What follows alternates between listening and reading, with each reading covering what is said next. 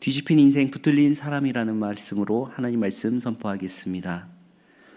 어떤 심리학자가 사람들에게 이렇게 질문을 했습니다. 여러분은 오늘 하루 동안 가장 많이 한 행동이 무엇입니까? 여러분들도 한번 생각해 보십시오. 내가 오늘 가장 많이 한 행동이 무엇일까? 그래서요, 어떤 사람들은 이렇게 말했습니다. 오늘은 좀 걸었습니다. 어떤 분은 일했다. 그리고 뭘 먹었다. 그리고 또 휴대폰을 많이 봤다라는 말을 합니다. 그러자 심리학자가 이렇게 말합니다. 아닙니다. 오늘 여러분이 하루 중 가장 많이 한 행동은 자기 마음대로 한 것입니다. 라고 말을 합니다. 우리 부분에 있어서는 이게 사람의 무의식, 그리고 우리 교회에서도 계속 강조하지만은 훈련을 안 받으면 이게 무의식대로 무슨 거짓자대로 살아간다, 그런 것들을 지금 계속 강조하죠. 사람은 누구나 자기 확신으로 움직이고 자기 계획으로 달려갑니다. 그리고 자기 힘으로 서려고 합니다. 그런데 이상하게 인생에 가장 크게 바뀌는 순간은 내 마음대로 되지 않을 때, 내 계획이 멈춰설 때, 그리고 내가 붙들린 듯 멈추는 순간에서 시작된다라는 것입니다. 오늘 본문 속에 있는 사울이 그랬습니다. 누구보다 앞서가던 사람이었고 있었지만 주님이 그의 인생을 뒤집으시고 새로운 손으로 붙드심으로 바울이라는 전혀 다른 사람으로 되게 됩니다. 오늘 말씀을 통해 우리의 인생도 주님 안에서 뒤집히고 붙들리며 새로워지는 은혜를 함께 나누고자 합니다. 사울의 이름의 뜻은 히브리 뜻으로 크다라는 뜻입니다. 사울은 정통 히브리 가정에서 태어났던 것으로 보입니다.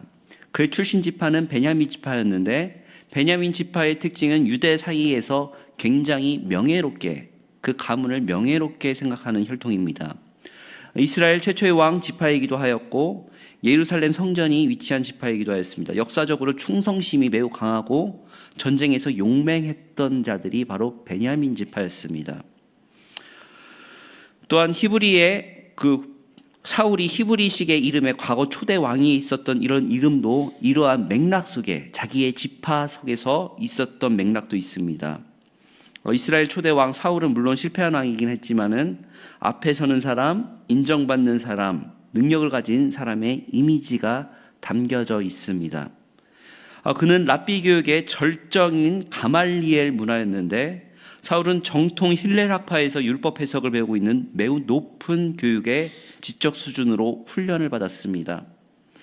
성경, 율법, 전통, 학문에 매우 숙달된 사람이었죠. 그는 디아스포라 유대인이었지만은 그 가정은 팔레스타인 전통을 그대로 유지하던 아마 유대 보수적 가문이었을 것입니다.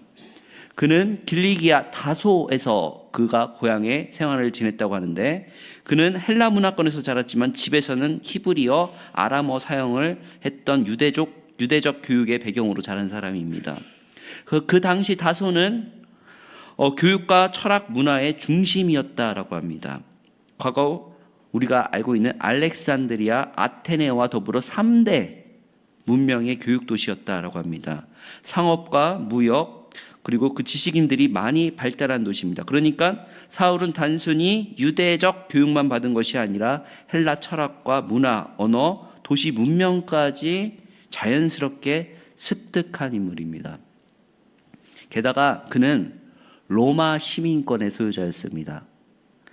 그 당시에 인구의 10%도 많이 쳐준 겁니다. 10%밖에 로마 시민권자가 못 됐습니다. 그런데 그는 심지어 날 때부터 시민권을 보유하였다라는 것은 이미 그 아버지가 이미 시민권자였고 그 지위가 가정이 대대로 유지됐다라는 것을 우리가 볼 수 있습니다. 시민권자는 특권이 있는데 로마 어디로 가든지 법적으로 시민으로서의 보호받을 수 있는 권리가 있고 무엇보다도 특별하게 로마 황제에게 재판받을 수 있는 권리가 있습니다. 그리고 또한 그는 천막 만드는 자였는데 이 교육은 유대인들의 교육 중에서 성경과 반드시 함께 기술을 배워야 한다라는 원칙 가운데 아마 그 가정이 사울에게 천막 만드는 기술을 가르쳤던 것으로 보입니다. 이전에 있었던 사람들과 다른 제자들과 달리 스펙이 어마어마합니다. 이렇게 사울의 배경은 하나하나는 장차 세계 선교의 사도 바울이 되기 위한 하나님의 준비 과정이었습니다. 그러나 이 모든 준비가 하나님의 손에 붙들리지 않으면 하나님과 뜻과 전혀 다른 방향으로 사용될 수 있었습니다. 오늘 하나님께서는 그렇게 앞서가고 자기의 의로 살아가던 사울을 멈추십니다. 다메섹으로 가던 도상에 그를 호련히 빛으로 멈추시고 그리고 그에게 예수님의 자리로 초대하십니다. 사울은 열심히 달려가던 사람이었습니다. 스데반의 죽음에 동의했고 그만한 지위가 있으니까는 거기에 동의하고 그의 앞에 옷이 내려갔던 것입니다. 그리고 그리스도인을 잡아 죽이는 것이 하나님을 위한 일이라고 자기 의에 확신했습니다. 그러나 하나님은 그가 가장 확신에 차 있을 때 그를 길에서 넘어뜨리십니다. 오늘 본문 3절에서 5절입니다. 한번 같이 함께 읽겠습니다. 3절에서 5절이요. 그냥 제가 읽겠습니다. 사울이 길을 가다가 다메섹에 가까이 이르러 호련히 하늘로부터 빛이 들러 비추는지라 땅에 엎드려져 들음에 소리가 있어 이르시되 사울아 사울아 내가 어찌하여 나를 박해하느냐 하시거늘 대답하되 주여 누구시니까 이르시되 나는 내가 박해하는 예수라. 아멘. 우리가 자주 이야기를 하죠. 예수님께서 사울아 사울아 내가 나를 박해하느냐.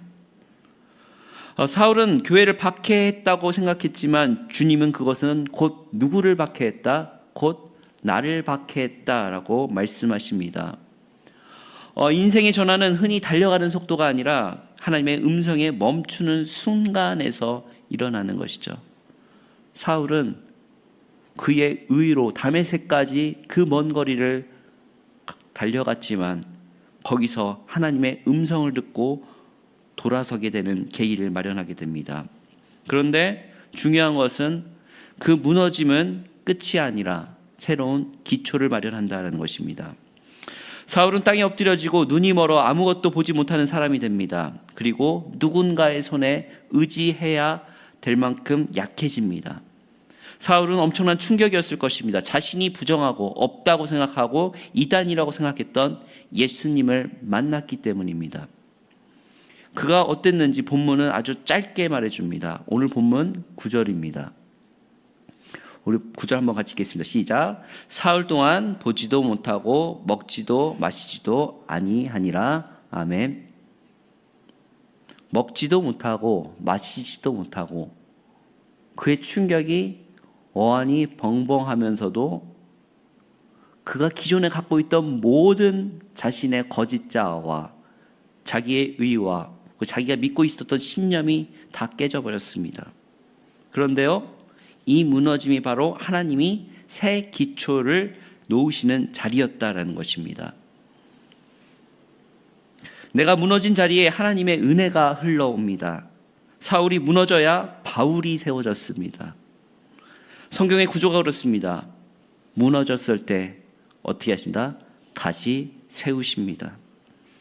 하나님의 임재가 가장 강력하게 임하는 것은 역설적이지만 하나님께서 안 계시다고 느껴지는 그 부재를 경험할 때 바로 그때 하나님의 가장 강력한 임재가 있다라는 것입니다.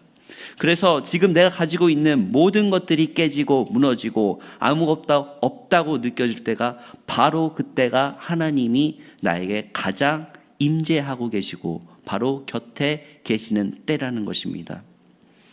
그래야 해서 하나님께서는 사울을 사람을 통해서 붙드셨습니다. 사울을 붙든 첫사람은 다메섹의 제자, 작은 제자 아나니아였습니다. 아나니아는 처음 예수님의 음성을 들었을 때 사울이 어떤 사람이었던 것을 잘 듣고 있어서 예수님에게 거부감이 있었지만 예수님께서는 그를 이방인들과 그리고 임금들과 이스라엘 자손들에게 전하기 위하여 택한 나의 그릇이다 라고 한 말씀을 듣고 그를 다시금 도와주러 갑니다. 목사님께서 계속 강조하시지만 사도 바울의 역할이 아니면은 구약 성서를 신약으로 풀어내지를 못합니다. 12제자에 뛰어난 사람들 많았지만 이 정도로는 못합니다. 정말 특별히 택한 그릇이다라는 것이죠. 복음을 이렇게 헬라식으로 풀어내지 못한다라는 것입니다. 저희 선교 신학에 번역의 원리라는 게 있습니다. 그 언어만 번역하는 것이 아니라 그 사람들의 사고, 방식, 언어를 그거에 맞게끔 번역하고 복음을 해석해 줘야 된다라는 것을 번역의 원리라고 합니다. 하나 말씀드리자면 기존의 이스라엘 유대교는 이스라엘은 동양입니다. 동양적 사고에 그것을 유럽의 그 당시에 로마 스토아식의 서양적인 사고로 번역할 수 있는 인물은 바로 훈련되어진 사도 바울만이 가장 탁월한 역할을 감당할 수 있었다라는 것입니다. 그래서 그는 택한 그릇이었다라는 것이죠.